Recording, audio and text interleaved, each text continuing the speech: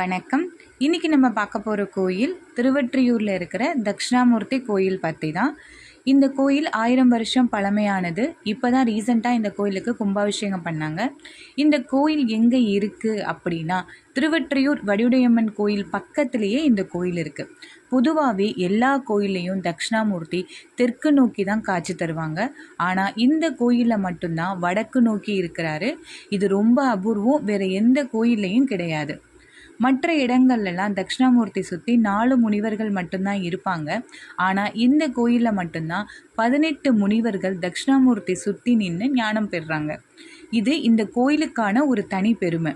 ஒரு கையில் அக்னி, இன்னொரு கையில் நாகம், கீழே முயலகங்கிற அசுரனை அடக்கி நிற்பது போல ஒரு வடிவம்.